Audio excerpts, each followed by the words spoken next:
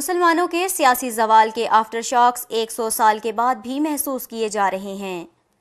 کشمیر اور فلسطین کے خطے ایسے ہیں جن پر جبر اور بربریت پونی صدی سے جاری ہے۔ دونوں میں برطانوی سامراج نے انتشار، بدامنی اور ناانصافی کے ایسے بیج بوئے جن کا پھل 7 عشرے گزر جانے کے بعد بھی مسلمانوں کو کاٹنا پڑ رہا ہے۔ 1949 میں اقوام متحدہ میں بھارت ایک مقدمہ لے کر گیا جس کا فیصلہ ہونا ابھی باقی ہے۔ یہ مقدمہ کشمیر کے پاکستان کے ساتھ الحاق کے بجائے بھارت کی ریاست پر جبری قبضے کے خلاف دونوں ممالک میں لڑی جانے والی جنگ میں بھارتی افواج کی پسپائی کے نتیجے میں جنگ بندی کے متعلق تھا۔ اس تنازع کو حل کرنے کے لیے اقوام متحدہ نے بھارت اور پاکستان سے رضامندی حاصل کی کہ سب سے پہلے ریاست میں جنگ بندی کی جائے، پھر فوجی انخلا کو یقینی بنایا جائے اور کشمیری عوام کی مرضی معلوم کرنے کے لیے کہ وہ کس ملک سے الحاق چاہتے ہیں، اقوام متحدہ کے ایڈمنسٹریٹر کی نگرانی میں ریفرنڈم کروایا جائے۔ فریقین نے اس دستاویز پر دستخط کیے اور جہاں فوجیں لڑائی کے وقت ٹھہری ہوئی تھیں اسی جگہ کو سیز فائر لائن قرار دیا گیا۔ اسی لائن کو 1973 کے بعد لائن آف کنٹرول کا نام دیا گیا۔ سیکیورٹی کونسل نے وضاحت کر دی کہ کشمیری عوام کو انہیں اپنے مادر وطن کے مستقبل کا فیصلہ کرنے کے لیے حق خود ارادیت دیا جائے۔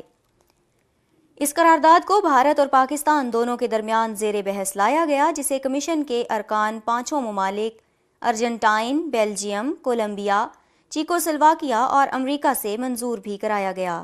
جنگ بندی تو اس قرارداد کے مطابق عمل میں لائی گئی، لیکن فوجی انخلا کے مرحلے پر بھارت نے منافقت سے کام لیتے ہوئے منصوبے کو ناکام بنا دیا، اور یوں یہ جھگڑا ابھی تک باقی ہے۔ 68 برسوں سے کشمیری 5 جنوری کے دن کو یوم حق خود ارادیت کے طور پر منا رہے ہیں، جن کے ساتھ جنوبی ایشیائی مسلمان بھی اظہار یکجہتی کے طور پر شامل ہوتے ہیں۔ قائد اعظم نے کشمیر کو پاکستان کی شہرک قرار دیا۔ اس کے بغیر تقسیم ہند کا ایجنڈا نامکمل ہے۔ یہ 1.25 کروڑ مسلمانوں کی آنے والی نسلوں کی بقا اور آزادی کا معاملہ ہے۔ یہ محض زمین کے ایک ٹکڑے کا جھگڑا نہیں جسے التوا میں ڈالا جا سکے۔ آگے بڑھنے سے پہلے ہم بھارتی قیادت کے بیانات دہرانا چاہتے ہیں جن میں اس نے وعدہ کیا تھا کہ بہت جلد کشمیریوں کو حق خود ارادیت دیا جائے گا، جس کے تحت وہ اپنے مستقبل کا فیصلہ کرنے میں خود مختار ہوں گے۔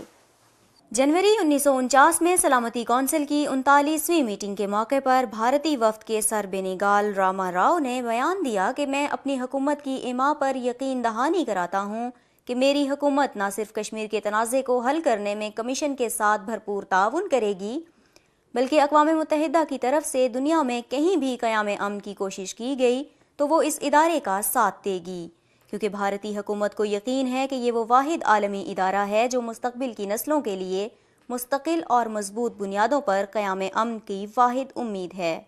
راؤ نے 1 مارچ 1951 کو بھی سلامتی کونسل کے سامنے یقین دہانی کرائی کہ کشمیریوں کو کسی سخت فارمولے کے تحت نہیں بلکہ ان کی مرضی اور خواہش کے مطابق اپنے مستقبل کا فیصلہ کرنے کا موقع دیا جائے گا۔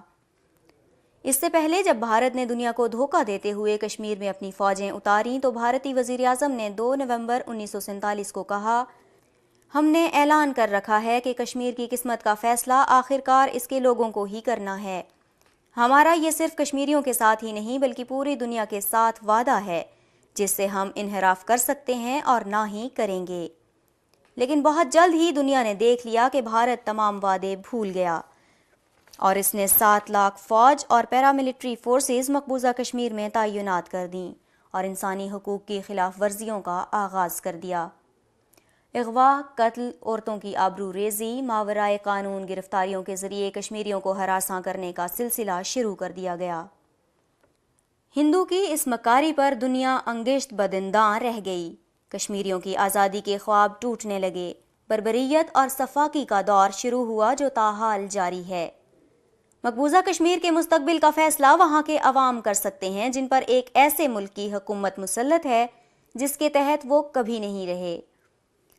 وہ علیحدگی پسند ہیں اور نہ ہی باغی۔ ان پر ایک حکومت جبری طور پر قابض ہے جو عالمی سطح پر کئی قوانین کو تسلیم کرتی ہے۔